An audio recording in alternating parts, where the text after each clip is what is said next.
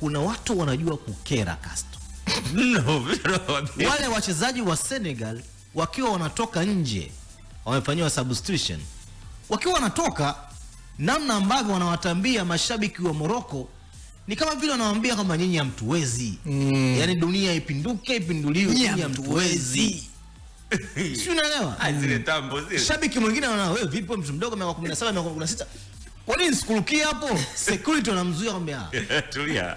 Mpira. Hili swala la boli. Sasa mashabiki wa Arsenal leo hii na kesho, hasa kesho, popote pale mtakapowaona, jamani, hao mashabiki kwanza kaeni nao kwa makini, kwa sababu kesho kuna pati yao kubwa sana.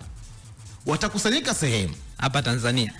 Watakusanyika sehemu ambapo hiyo sehemu, na baada ya game kuisha watajua wao nini cha kufanya kulingana na matokeo. Sisi hatujui matokeo sababu sisi sio watabiri.